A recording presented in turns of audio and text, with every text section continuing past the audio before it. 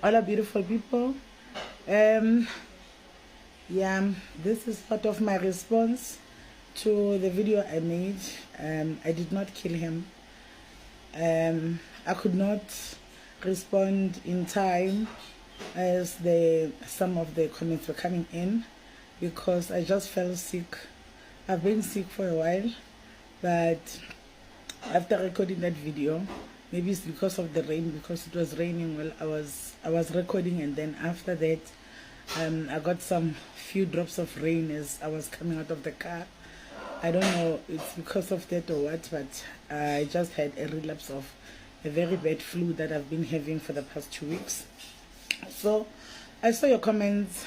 I really do appreciate everyone that has responded. Everyone that has taken their time to respond is overwhelming. I would like to thank everybody that responded positively. Thank you guys. And I do know that there are those that responded positively only because they want to support a woman that is speaking up, but they've got questions that they're afraid to ask. I would like to thank them as well, just for the sake of they tried their best to just, even though they had their questions that they wish they would have asked, but they kept them at bay because they did not want to sound negative. Thank God. Thank you. And there are also who were brave enough to ask the questions that the others that could not ask. They just went through with asking those questions, and I would like to thank them as well because they are giving me an opportunity to respond, to fill in the gaps that many people have, and to ensure that I give clarity on everything. Remember that video is not long enough, so it could not have explained the life of an 8-year period into perspective, into the whole perspective. So there are a lot of things that happened in that period of 8 years. I can assure you there's just no way I was gonna sit there if I was sure of that. There must be other reasons that have kept me there, which I'm going to reflect on later on, whether they will make sense to you or not, but I will reflect of them because at the time they were making sense to me. So and I can assure you that the minute I found evidence, I did not hesitate. I knew what to do. I did not call just any family meeting. The family meeting came after I opened the case. I was even in trouble for opening a case without consulting the family and consulting the church as well. I'll come to the church as well and explain a lot about the church. Fine. I would also like to thank the people that defended me, but I would like you to understand that there are people that defended me without even knowing the full story, that felt no, there must be a story behind the stories, therefore don't be hard on this woman. And then there are people that defended me because they know my story. They have been there with me. Guys, I have spoken about this on different platforms because I was creating an awareness. I have been on so many platforms. First of all, I created my own platform. I created a whole page on Facebook where I was listing each and every step of the way as to how it happened up until the last minute of what it was. And there were people that were following that story. Those people came through for me because I saw them in the comment section. They were like, we followed this story, we knew about the story. There are people who even know that I wrote a book about this, which lists every step of what happened. And I saw the people that read the book defending me in the comment section as well. I would like to thank them because they fully understand.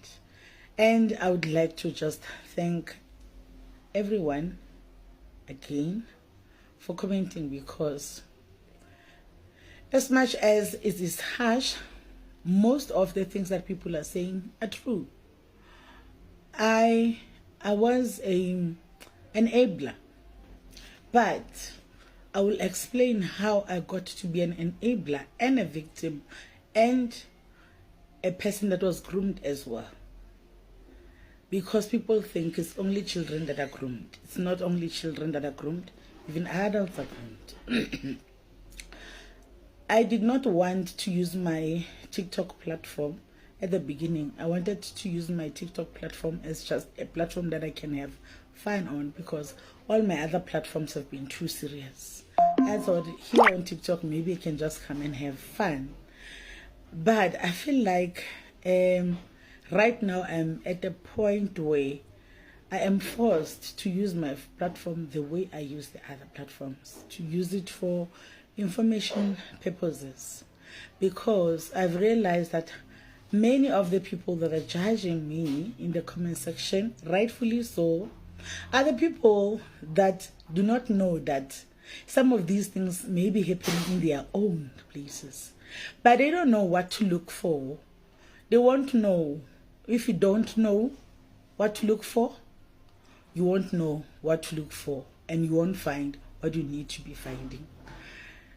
Let me make just an example. Many people have mentioned the fact that was I not checking my child regularly, like check the child, the physical part of the child, to see what was happening. That's a mistake right there. The minute you're saying that, that means you are exactly just like me.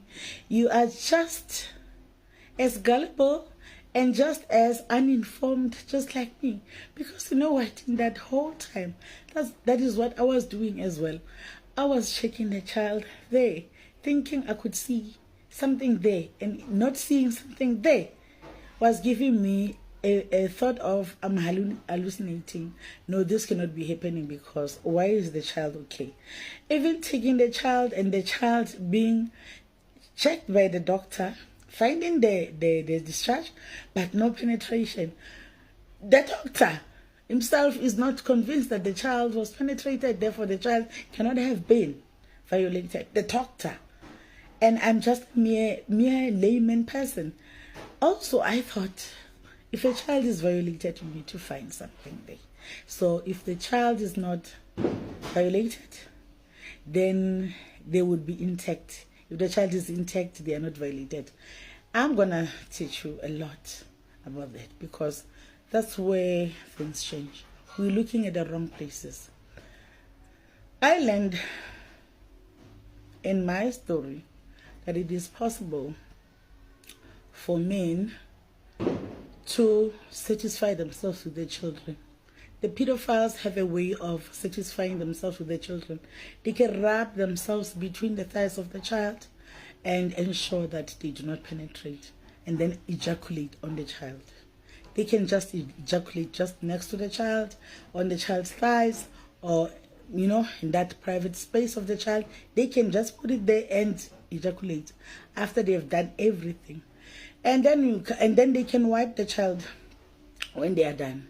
And because they did not literally penetrate, you are going to think that child is not violated. So there are many things that we're going to learn on this platform. I'm going to answer some of the questions. There are too many. I can't answer all of them, but I will answer and try and educate in the same breath. Thank you so much. I'll make follow-up videos. My voice, I'm begging for it to get okay so that I can be able to do these. Do you see the shock that we have here when Saddam? I don't know if I'm calling your name correctly. Saddam or whatever. I'm sorry if I'm not saying it correctly. Do you see the shock that we have? That's the shock that you still have in 2024. Ne? Meaning you may have not heard that things like those happen. There are fathers that do such things to their own children. Maybe it's the first time you hear about it, or you've heard about it before You have never seen a woman that says, my ex-husband did that to our child. Maybe. Imagine how I felt in 2004, 20 years ago. 20 years ago. By that time, I'm going to repeat this. I think I've said it before somewhere. That the last time, by that time, I'm hearing this, my child saying, Mama, Papa, Ongo Tetekamo, suggesting that there was sexual activity happening to my child. Ne? The last time I've heard about that was on TV, on the Oprah Winfrey Show. I've never heard even anybody here in South Africa saying something like that. I grew up with a father up until I was 12. He was very violent. He was very abusive to my mother, but never abusive to us. If I'm telling you that that man, I was always safe in his hands, except for when he was fighting our mother, which was the only time I could feel like the sense of danger. There was never any other time where I felt like I'm not safe in that man's hands. That man, I could sit on his lap. So, like, this did not even click, not even a little, that there is a possibility of such a thing.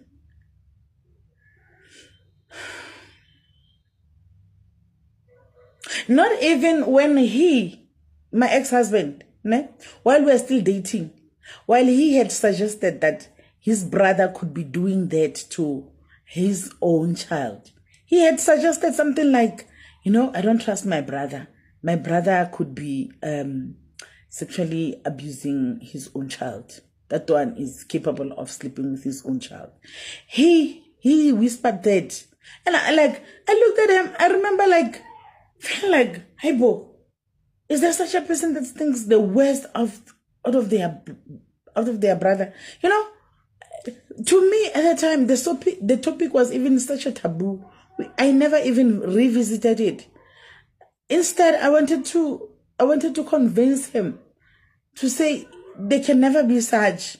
Instead of me asking, why are you saying that? Because today I feel like I can go back to that moment and ask him, why did he say that? Because I feel like there was something, he wanted to tell me something at that particular time that could have opened my eyes. And I did not do that.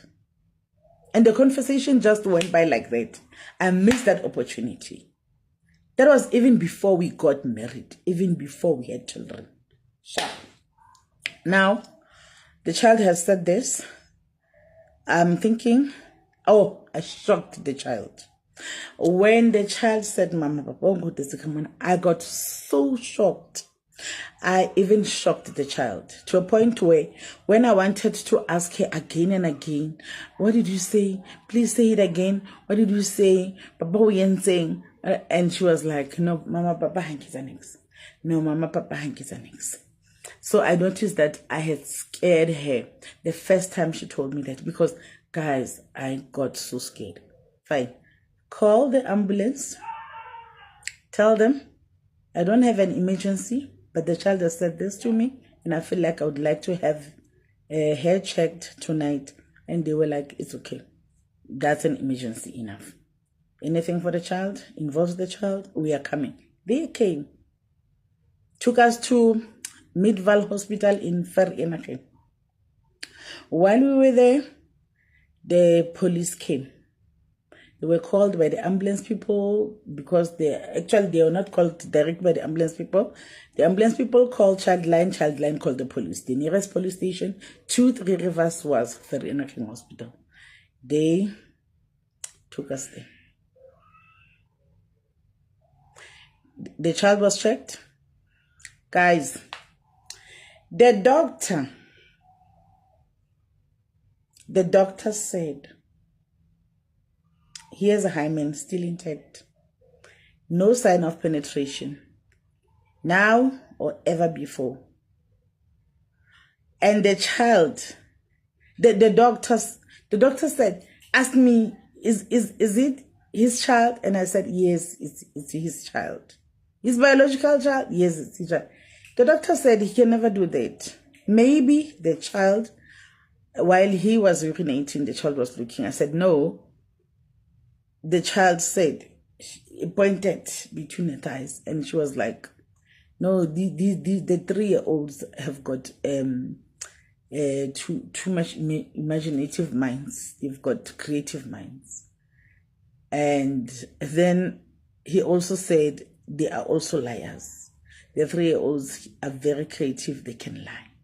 I was like, what? Do you see that?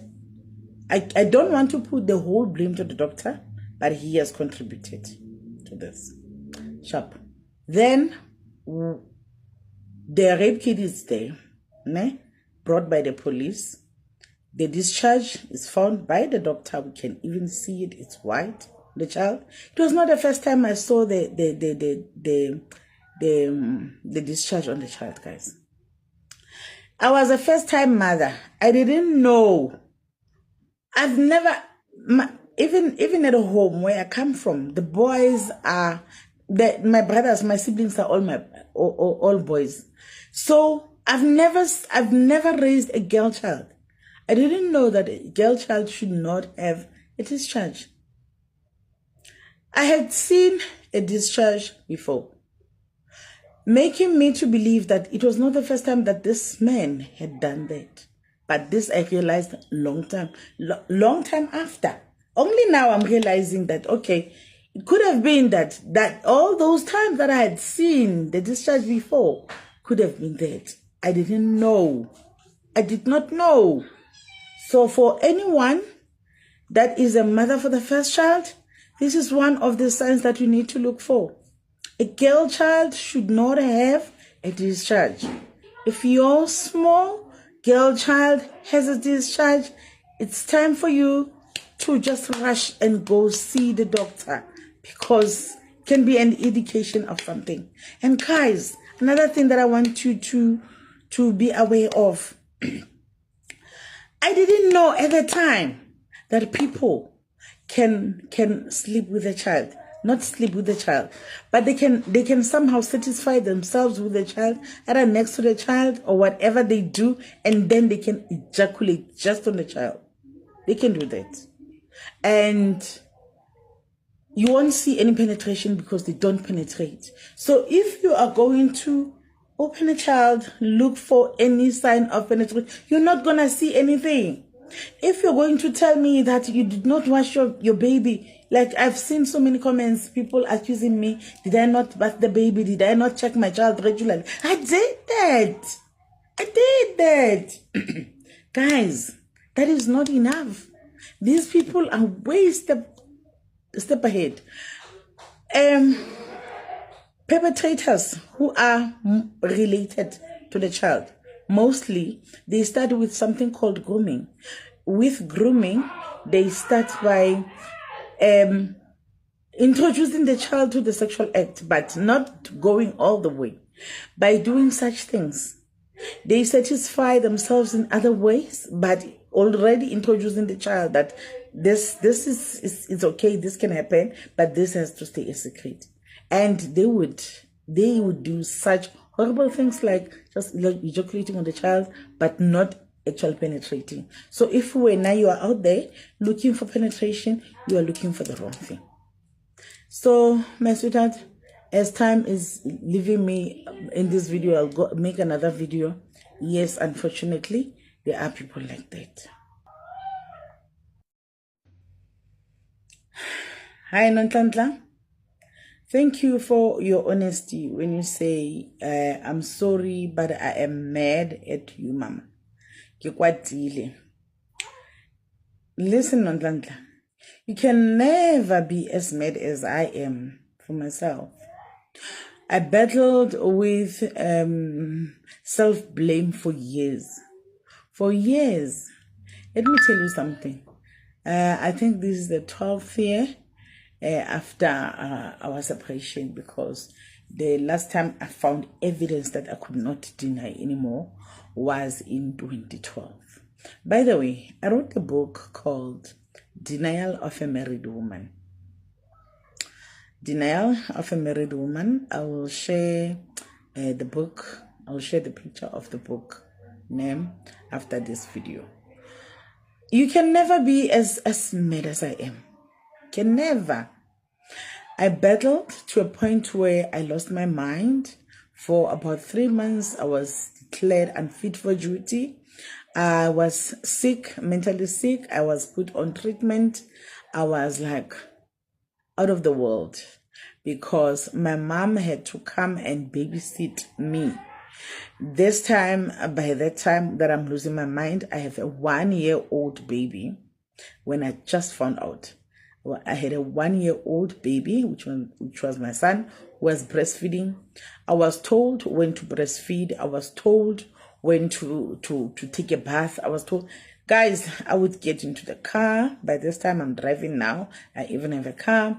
I would drive around, just drive, and don't ask me where I come from because I don't know.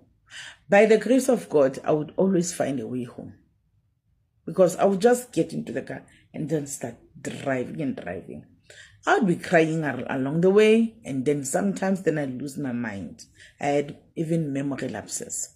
The memory lapses were also had started way before.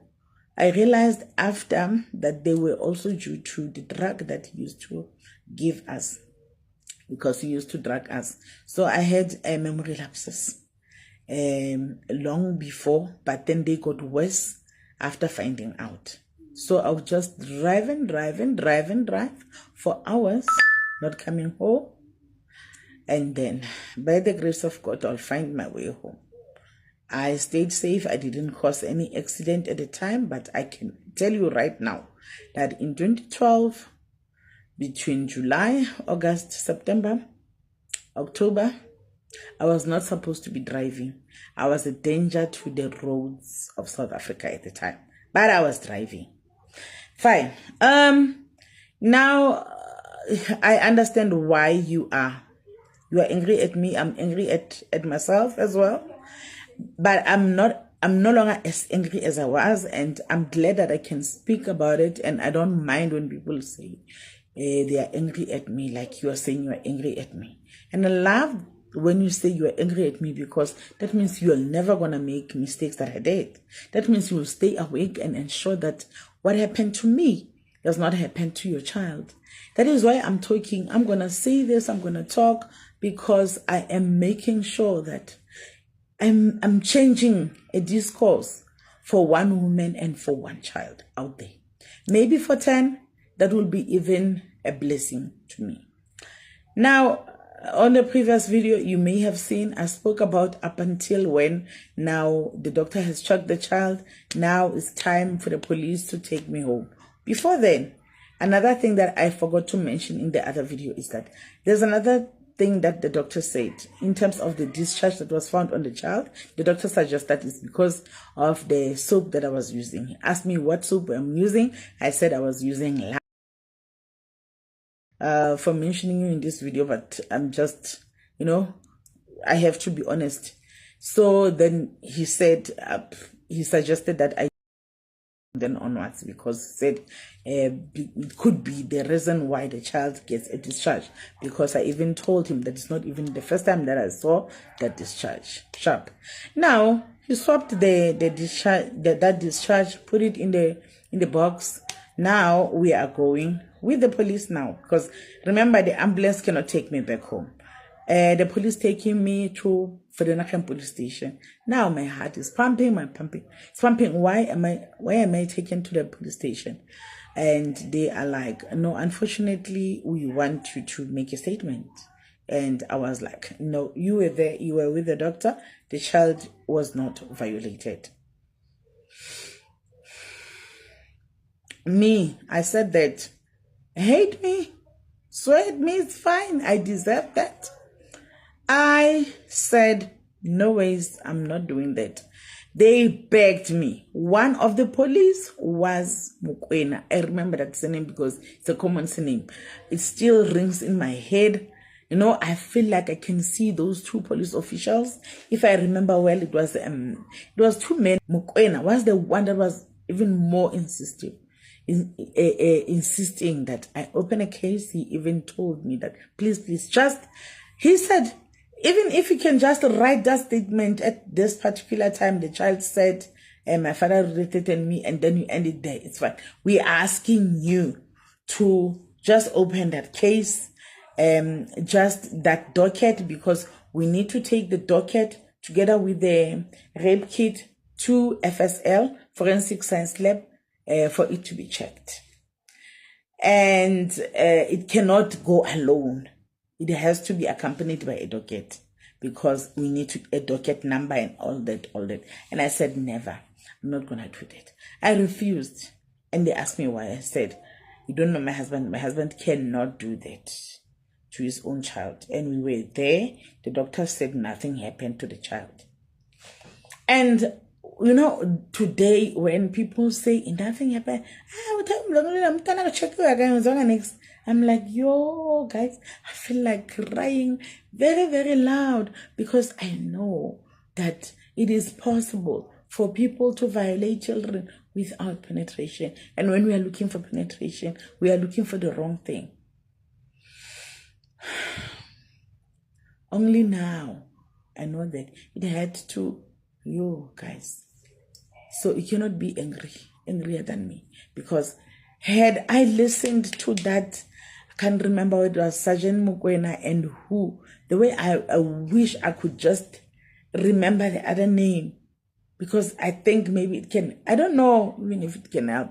I did go to Vereeniging looking for Mukwena. There are so many Mukwenas, and there is no way to check which Mukwena was on duty on that day of June in 2004. They said they couldn't check, because I don't know. I even wanted that rape kit. 8 years later, it was guys, I was crazy. Let me tell you why I'm so angry at myself. Because after they take me to the home, and I don't want them to meet this husband, I want me to see him myself. I tell them that I'm going to see if he's lying to me or not. I know him. I know my husband. I'm looking at him in his eyes, and I'll see if he's telling me the truth or not. They ask me, do you think he will ever agree if he has done that to the child? He will never. I said, you don't know he's a Christian.